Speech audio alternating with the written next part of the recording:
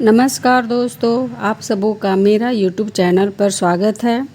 आज मैं आपको एक राम भक्त की कहानी सुना रही हूँ।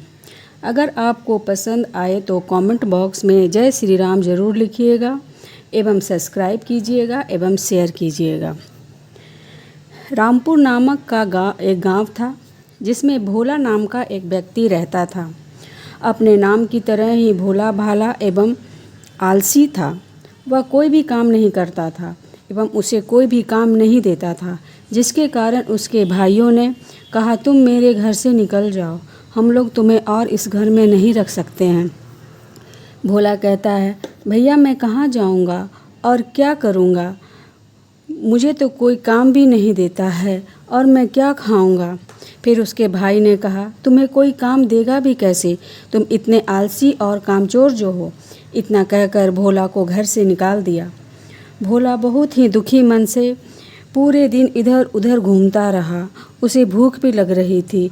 इधर उधर भटकते भटकते उसने एक आश्रम देखा। आश्रम में जाने के बाद उसने देखा कि वहाँ एक गुरुजी हैं जो कोई भी काम नहीं करते हैं, वहाँ से पूजन एवं भजन करते हैं। उसके शिष्य भी कोई कार्य नहीं करते हैं। तभी उसने सोचा, यहाँ मुझे कोई काम नहीं करना होगा, सिर्फ पूजा करना होगा। फिर गुरुजी से मिलने जाता है और कहता है, गुरुजी मैं यहाँ रह सकता हूँ, लेकिन मुझे कोई कार्य करने नहीं आता है। गुरुजी बोले, हाँ तुम रह सकते हो। अब भोला आश्रम में रहने लगा। वह कोई काम नहीं करता था, सिर्फ दिन भर खाते रहता था और गुरुजी के साथ प्रभु की भक्ति एवं भजन करते रहता था। इसी तरह एक महीना गुजर जाता है। इसके बाद भोला जब खाना खाने जाता है तो वह देखता है कि आज तो खाना ही नहीं बना है। उसने सोचा, आज गुरुजी खाना बनाना ही भूल गए हैं, मैं उन्हें बोल कर आता हूँ। फिर भोला गुरुजी के पास जाकर बोलता है, गुरुजी आज खाना क्यों नहीं बना है। गुरुजी बोले, क्योंकि आज एकादशी है, एक दिन भोजन नहीं करना चाहिए और ना ही जल ग्रहण करना चाहिए। भोजन करने से हमारा व्रत टूट जाएगा, इसीलिए मैंने आज भोजन नहीं बनाया है। भोला ने कहा, पर गुरुजी मुझे तो ज़ोरों से भूख लग रही है, मैं उपवास नहीं कर सकता हूँ। गुरुजी बोले, ठीक है, पर तुम्हें स्वयं भोजन बनाना पड़ेगा। और एक बात याद रखना, भोजन बनाने के बाद श्री राम जी को पहले भोग लगाना नहीं भूलना। श्री राम जी का भोग लगाने के बाद ही स्वयं भोजन करना। भोला गुरु जी की रसोई में जैसे तैसे खाना बनाता है और अपने लिए खाना निकालने लगता है। तभी उसे याद आता है कि गुरु जी ने पहले तो श्री राम जी को भोग लगाने को बोले थे। तब वह खाना निकालने के बाद श्री राम जी को आवाज़ देकर बुलाने लगा, मेरे प्रिय राम जी खाना बन गया है, भोग लगाओ। मेरे प्रिय राम जी भोग लगाओ, मेरे भोजन का भोग लगाओ। पर कोई नहीं आ रहा है, मुझे भूख लग रही है बहुत ज़ोरों से। भोला नहीं जानता था कि श्री राम जी तो स्वयं साक्षात तो भोग लगाने आएंगे नहीं। बहुत दूर हो गया, गुरु जी की बात मानना जरूरी है।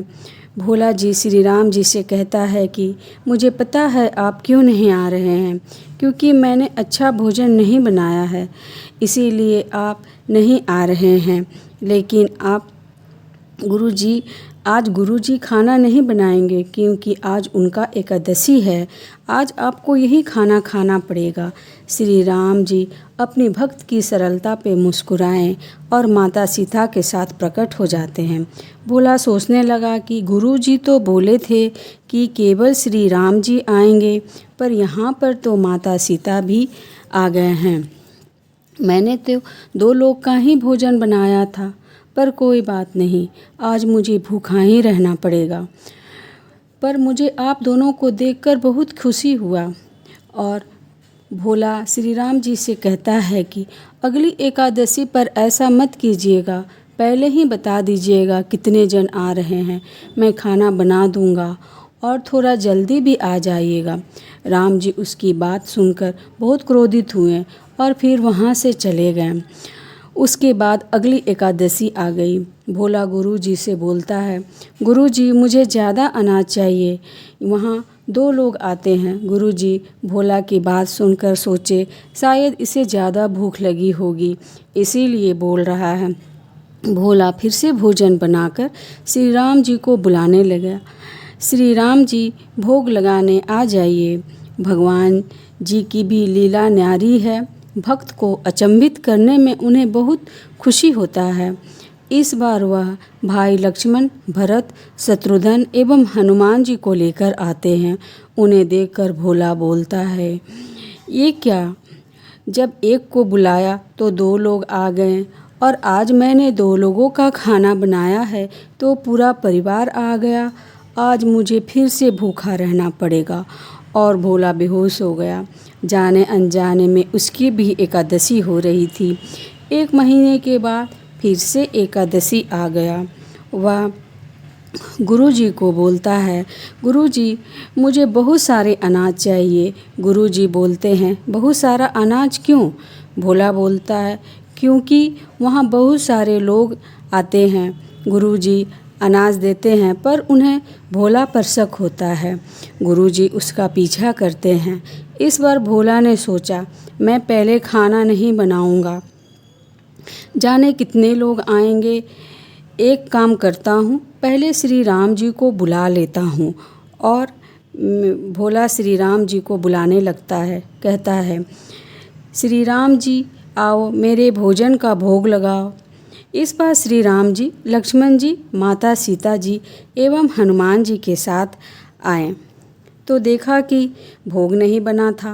प्रभु बोले, आज खाना नहीं बना है? भोला बोला, हाँ, आज मैंने खाना नहीं बनाया है। मुझे तो खाना मिल ही नहीं पाता है, तो इसीलिए मैंने खाना नहीं बनाया। आज खुद ही बनाकर खा लीजिए। श्री राम जी मुस्कुराए। सीता माता भी उसकी बात सुनकर खुश हुई। उसकी मासूमियत जवाब से लक्ष्मण जी बोले, क्या करें? श्री राम जी बोले, भक्त की इच्छा है तो पूरी तो करनी पड़ेगी। जब लक्ष्मण जी लकड़ी लाएं तथा सीता माता आटा गूँथने लगी, तब पीछे से गुरुजी बोले, भोला बेटा, तुम बैठे हुए हो, खाना नहीं बनाना है क्या तुम्हें?